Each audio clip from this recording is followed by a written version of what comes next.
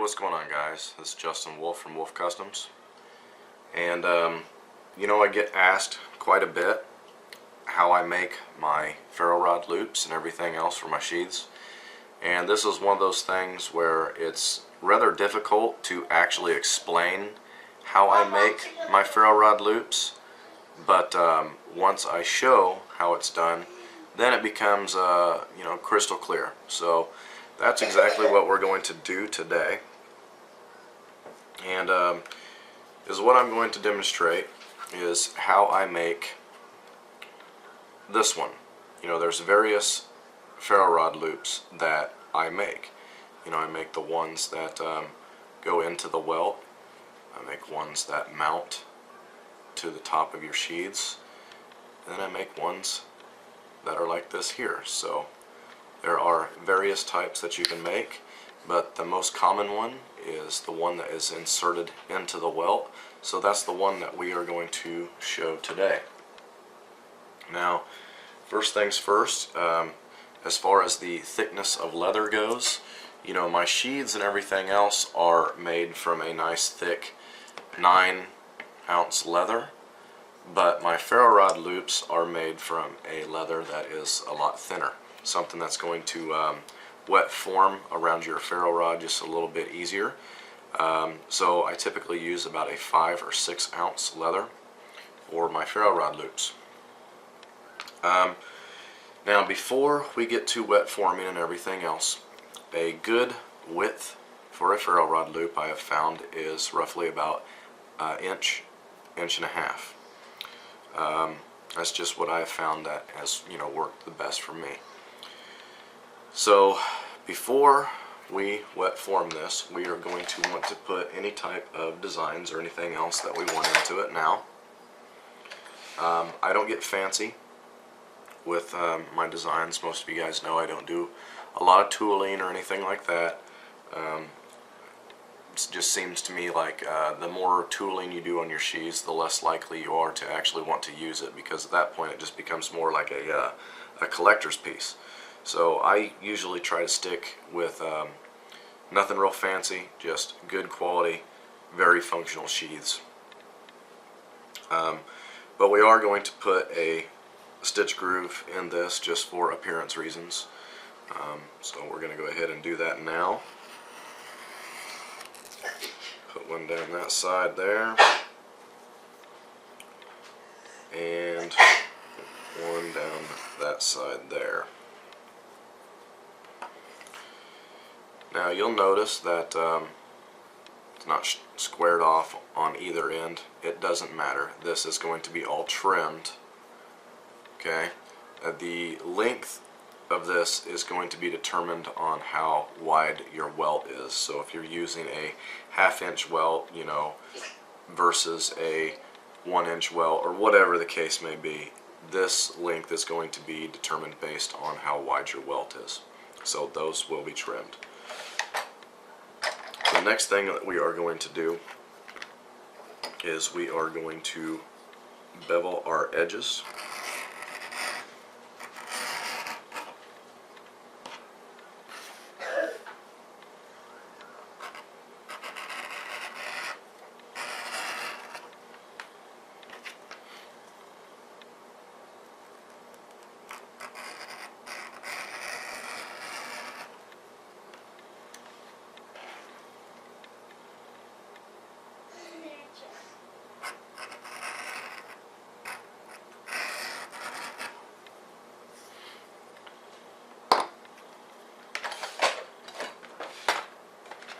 Now you are going to want to burnish this now, okay?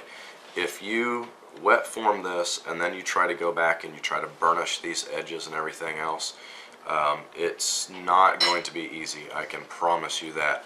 I have shown in numerous tutorial videos where, like for example, this is the sheath that I'm working on right now for somebody. This whole section here, that top section, and all that section there was actually burnished well before this was ever folded over and dyed or anything like that.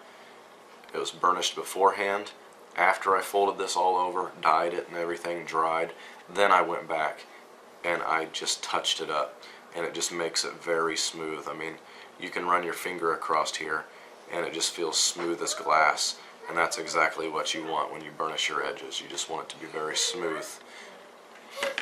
So burnish these now. So we'll just lightly wet those edges.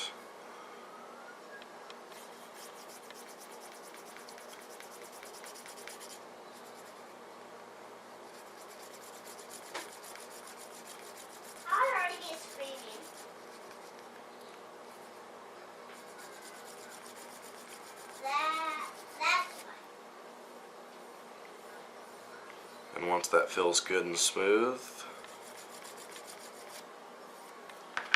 flip it over and do the other side.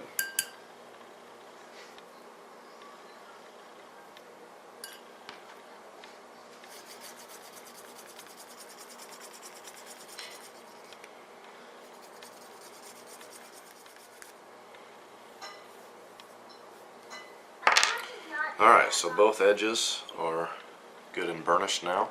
So now it's time to go ahead and wet form this around our ferro rod. Now, if you are using a standard size ferro rod such as this one, which is a 5/16, you don't necessarily need to use the ferro rod itself. Oftentimes, when you first get one of these ferro rods, there will be a light residue over the oxidization, if that's how you pronounce that. I'm horrible at things like that. But anyway, that residue will actually come off onto your fingers and everything else, and in many cases will obviously come off onto your leather, especially when it's wet. So something that you can do instead, if you're using, like I said, a standard size ferro rod, is most people have a Bic pen in their house, and you can take the casing off. These casings are also 5/16.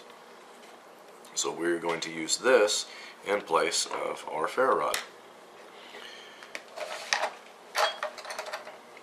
So what we're going to do is we are going to get a bowl of water. This water does not have to be warm, doesn't have to be hot, just plain old water. It can be ice cold for all that matters. And we're just simply going to get our piece of leather good and wet. Does not have to sit in there for a good amount of time or anything, because this is thin, it penetrates fairly fast. Nor are we going to do very aggressive water forming, so it doesn't necessarily even matter if it's fully wet anyway. So we are going to bend it over in half, just like this, and then we are going to insert that just like so. And then we are going to work it with our fingers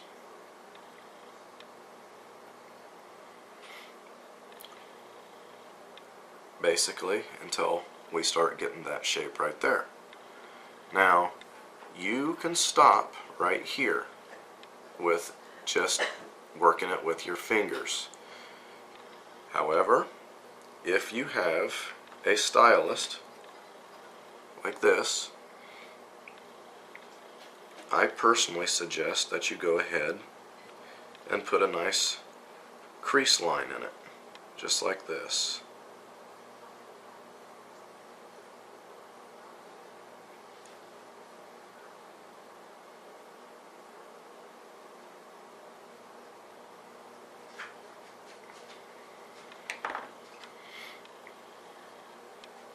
Just like that. Now we're going to flip it over and we're going to do the exact same thing. This will just simply do nothing more than shape that leather around your ferro rod and just give it more of a round shape. So we'll just do that a couple times.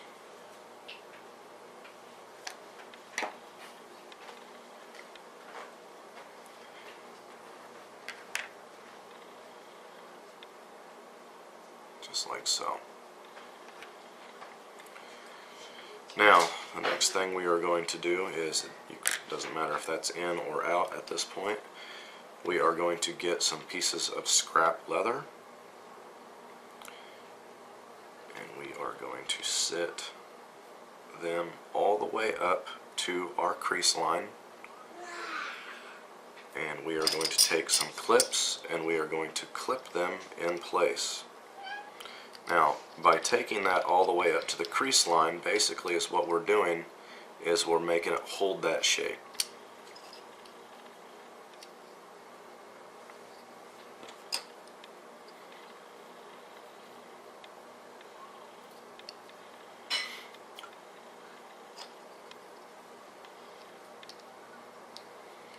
Just like so. You can go back and you can put this in there if you want, but it really doesn't matter at this point. It's not going to do much to it anyway. Now we're going to set this aside for just a little bit and let this dry just a touch. We want it to be damp because if you leave this damp and then you dye while it's damp, your sheath will take the dye a lot better. Your dye will penetrate into your leather a heck of a lot better than it will when it's dry. So we're going to set this aside just for a little bit and we will dye it. Basically is what you're going to have is this when it's all said and done. Okay, this is one that I did earlier, except for after it dried just a little bit, I took it out and I dyed it. And then I again put the clips on it, and we're going to set it aside and let it dry overnight now. So after it sits and dries overnight, I will come back and we will start working on the welt section, and I will show you guys exactly how you are going to insert this into your welt section, and we'll go from there. Okay, so we've had time to let our ferro rod loop dry now. When you pull it out of the clamps and you pull, you know, your pieces of leather off of it and everything else, it's going to be fairly ugly. You can see where the leather was sitting here, it pulled the dye. Well, that's fine. This section here does not matter because this is all going to be glued in inside your welt. Is what matters is what this section here looks like. And as what I'm talking about is when I take this sheath and I determine where I want to put that ferro rod loop like that, you can see that none of that is going to show because it's going to be inside the sheath just like this. So now is what we need to do is we need to first clean this up a little bit. So we're going to buff this off with some wool like I've showed in the past. Then I am going to, in this case, I'm going to dye my edges black so that it will match with what I've got here. And then I'm going to very lightly go back and I'm going to just touch up these sections here with a slicker, okay, and burnish them. And it's only going to take seconds because I burnished it beforehand. So it's going to make my life a lot easier. Okay, so after the loop is cleaned up, see that the loop itself looks quite nice. It's been oiled. Stained the edges black, re-burnished them so they're nice and smooth now. Like I said, this part doesn't matter, and in fact is what I do is I always go through and I rough up the smooth part of my leather so that way the adhesive has something to bond to. And I'm going to go ahead and do the exact same thing on the smooth side of my welt also. Obviously the flesh side, you know, doesn't necessarily matter. I mean, it's already rough and everything else. So now you can also notice that this has been trimmed. and is how I determined how to trim that is the first section of my welt, when it is installed into the sheath and glued in, it's going to go in just like that. And then my loop is going to sit there. So basically my loop needs to be roughly the exact same width as my welt, because it in fact is going to become a part of my welt. So ultimately at this point, all that is left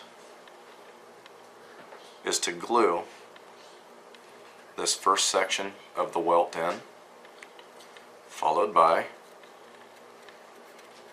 ferro rod loop to be the second section of your welt, and then lastly that part of your welt, so that when you sandwich it together, your loop will be in the center and become a permanent fixture of your welt.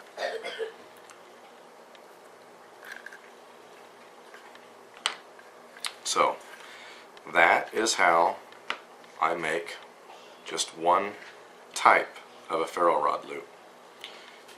Just by knowing how I do that will help you figure out how to make the other ones as well. So I hope this has cleared up any questions that I have been asked in the past. I also hope that you guys have enjoyed this video, and as always, have a good one.